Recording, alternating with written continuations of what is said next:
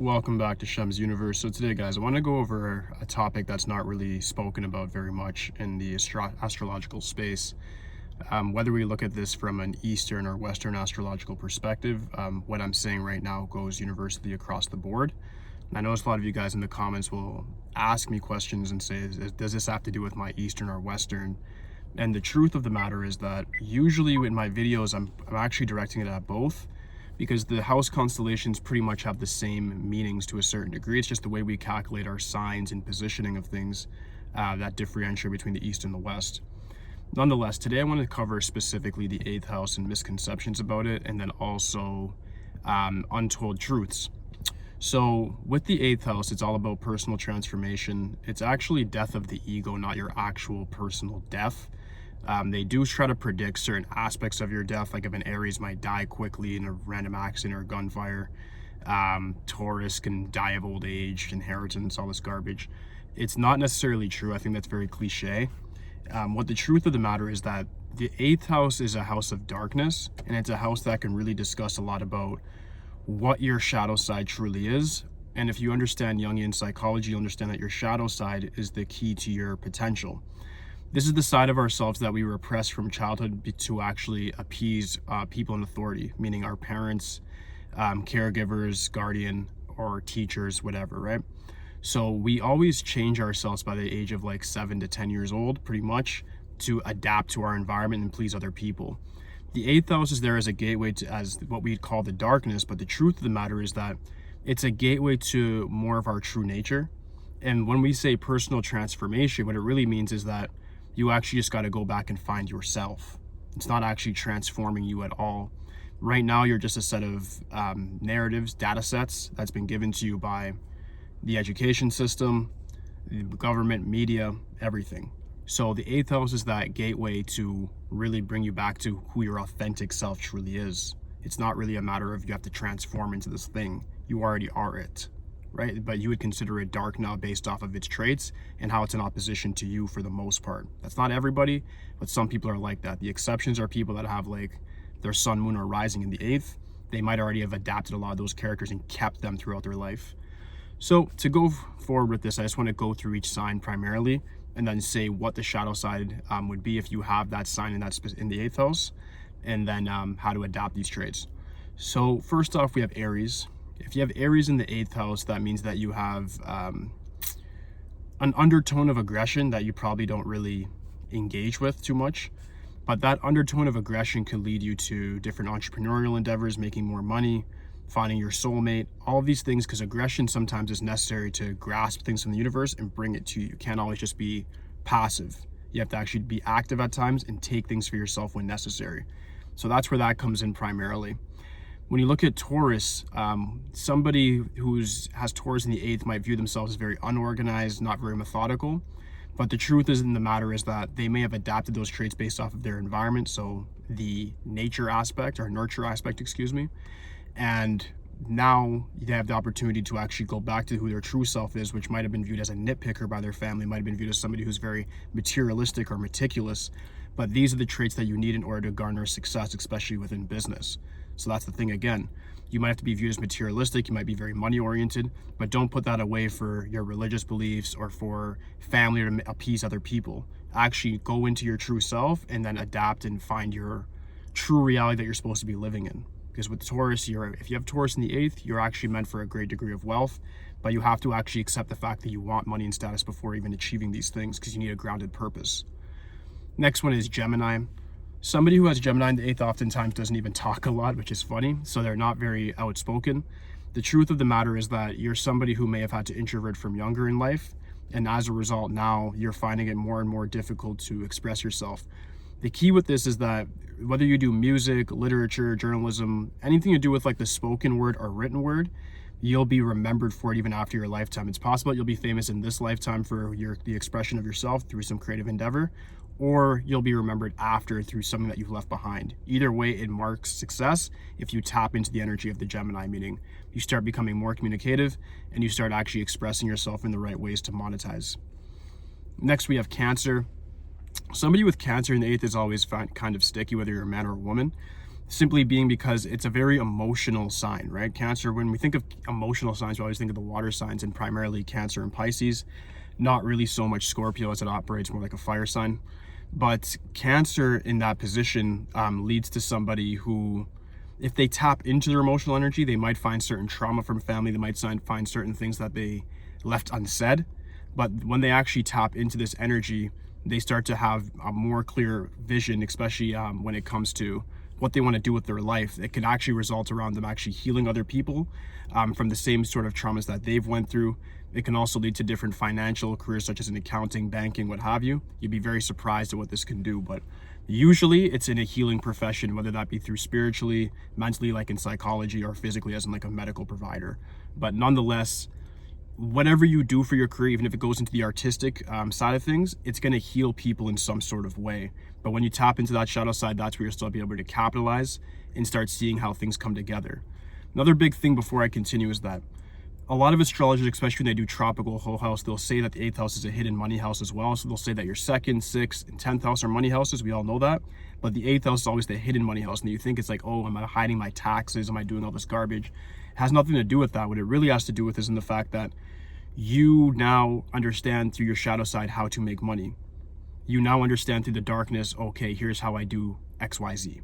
All right, so I just want to include that before I get to the halfway point of this video. Next one we have is Virgo. So Virgo in the 8th means that you're somebody who hopefully is still very organized, somebody who definitely knows how to use their hand-mind coordination quite well. People with this at times, if it develops into a shadow, it's dark because you'll be a very chaotic person, somebody who's not organized at all. So when you become this organized person, it's going to throw a lot of people off. Maybe you were always told to just be more, I guess, carefree, but you're somebody who underlyingly has a lot of stress. So when you actually delve into like what your stress or what your anxiety is, you'll then be able to manifest the correct results that you want, because you start seeing these, I'd say, alerts or cautionary signals in your mind, what we call fear or anxiety or stress, are actually just a roadmap to what you actually need to be tackling and taking down in your life.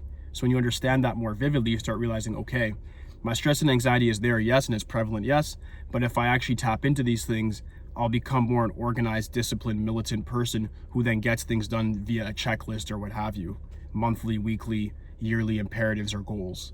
So that's usually what happens with Virgos. They become a much more organized person when you have Virgo in the 8th, and then in turn you do better in relationships. You have more competence. People view you as a more competent individual who they can trust. Your workplace, you get promoted, or you just end up leaving your workplace because you realize you're too good for it, and you end up starting your own career, right? So it all depends on your individual astrological chart, and of course in your numerology chart, but the shadow to yourself is a more proficient version of yourself that's more organized. Next would be Libra. Libra here is always interesting because it's like your shadow or your emotive responses to things are very much in the respects to justice. So this one's interesting because usually people that have this are very, very like giving. They're overly giving to other people, meaning like they overly provide relationships. They overgive at work. They always try hard to make sure people like them. So this is like the people pleaser.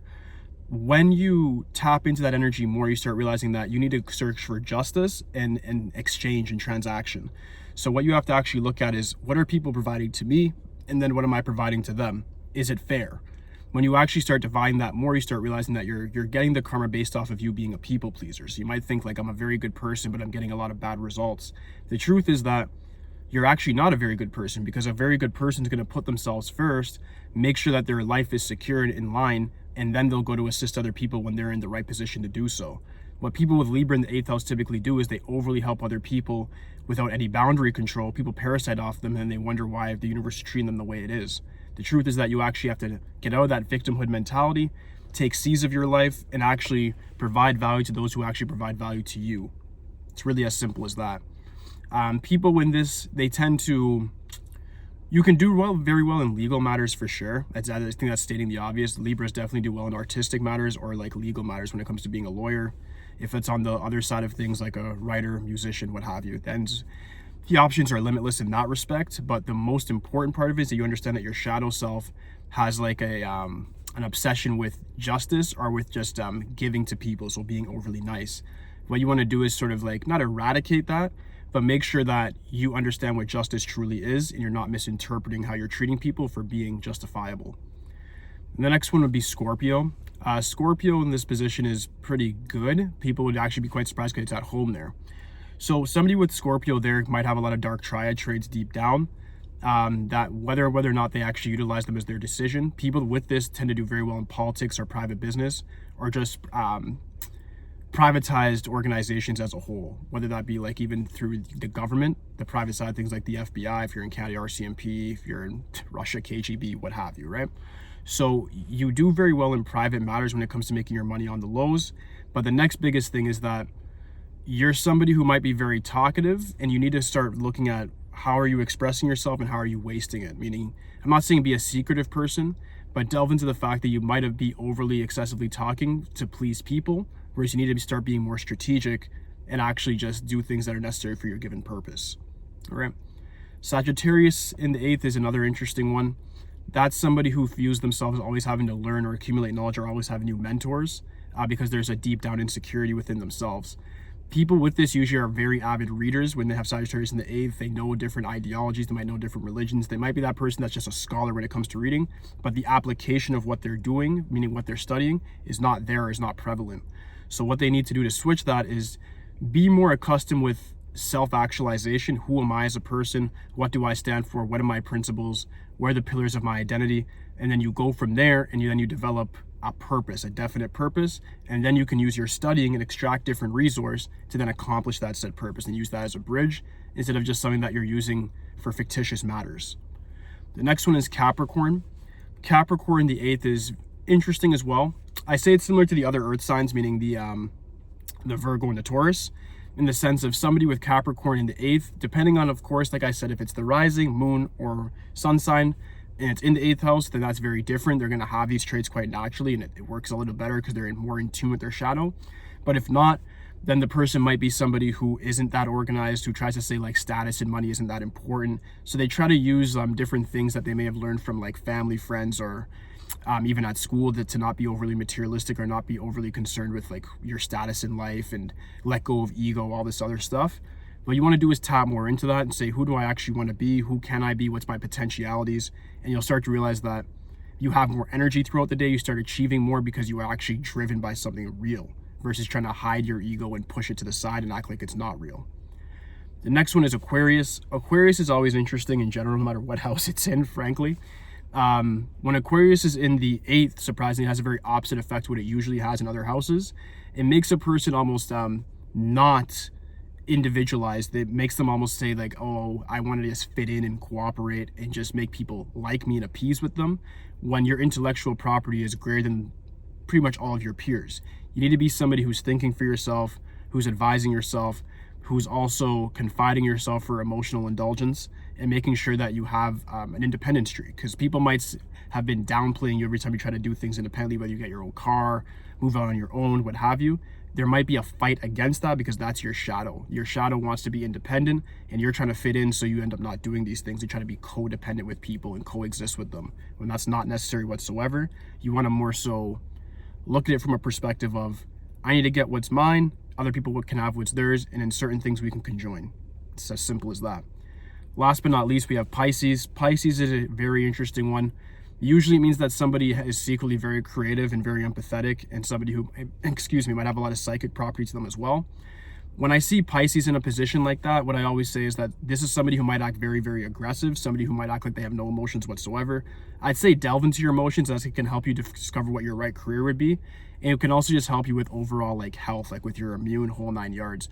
People that actually like don't indulge in their emotions whatsoever and overly obsessed with being stoic and not showing anything tend to bottle things up, and it turns into different things like chronic diseases, outbursts of anger, and just overall dissatisfaction with life. So delve more into your emotions. I'm not saying to be a crybaby. What I am saying is to actually delve into your emotions, understand them for yourself, so that you become a more whole and complete version of yourself, and then that translates into the effects you have on the world. All right, so that does finalize my video for today, guys. If you have any questions for me whatsoever, please just leave them in the comments section. Aside from that, like, subscribe. Holla at me. It's it for today, guys. Peace.